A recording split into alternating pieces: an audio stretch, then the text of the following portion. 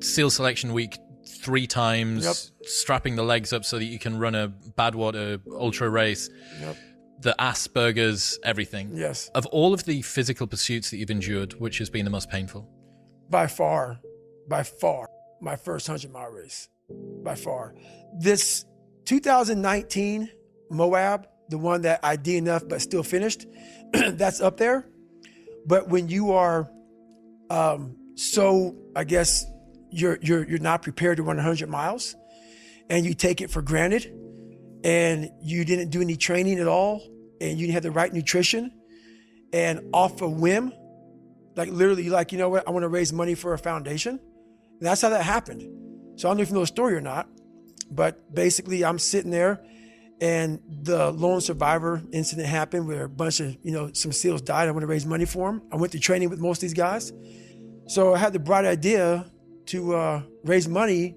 I wasn't gonna do a hot dog or hamburger sell. I was gonna do something that people would be attracted to. So I Googled the world's toughest events. And what comes up is this race called the Badwater 135. And it's a 135-mile race through Death Valley in the summertime. Now, I had no idea about ultra running. I didn't know what the fuck ultra running was. But when I saw 135 miles, I automatically assumed it was a stage race where you ran like maybe 10, 15 miles, bed down, and you got up the next morning and did it.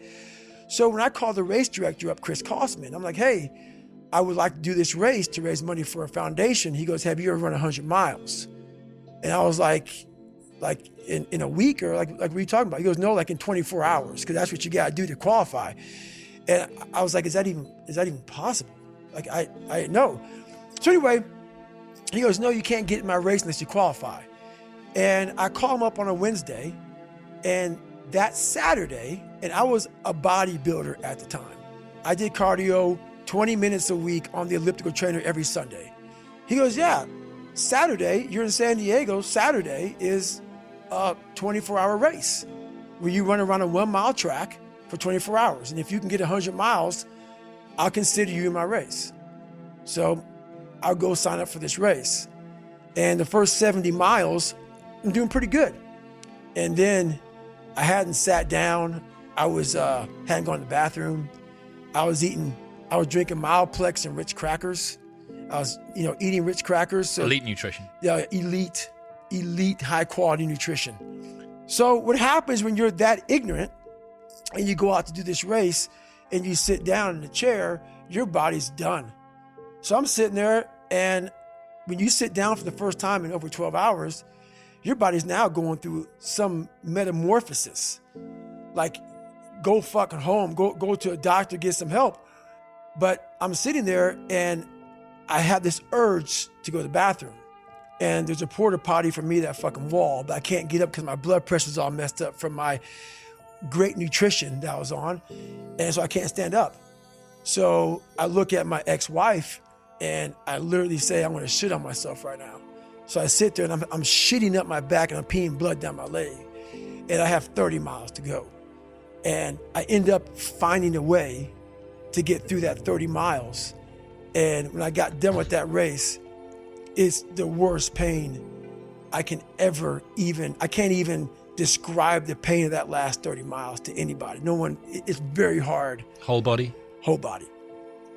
So when it ended, I'm literally dizzy going up my stairs to get to my house. I have my arms wrapped around her going up the stairs, and every flight of stairs I have to lay down because I can't stay upright for too long or I'm gonna pass out.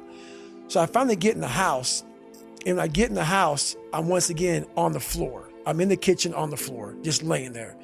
I finally make it to the bathroom, into the tub. I get rolled in the tub, and she puts the water on me. I'm just laying there with the water coming on me. And what I pee out looks like Coca-Cola. And I'm laying there in the worst pain of my entire life. I'm shaking, I'm jacked up. And all I could think about was, I can't believe what I had just done. Because when you get to 70 miles of a race and you felt the way I did, to me, it was humanly impossible to even think about going 30 more miles in that shape. And once you do it, what came over me when that shower hit me, and the reality hit that I just went 101 miles. And that last 31 miles was something that I can't even describe to people. And she's like, we gotta get you to the hospital. So at the time, my mom was seeing this doctor, and he was like, so she's describing to my mom what I'm going through. He's like, you gotta get in the hospital now. And I just said, just shut up and let me enjoy this pain. I don't want anything to numb it. I don't want anything right now. Because what I had done was I just, in my mind, and people will take this wrong and take it as wrong as you want to, I don't really care. I had just climbed a mental wall that was amazing. And I didn't want anybody to take that pain away from me at that point, because that was all confirmation. It seems like, I've heard you tell that story a number of times. It's amazing. Did that set the tone or the rhythm for what you wanted to try and achieve and feel again? Each time you're pushing further, there's more difficulty. I never wanted to feel it again. But what it did was it showed me what is possible. And that's what set the new stage for me. That's when I realized, oh man, I've really been underachieving my entire life.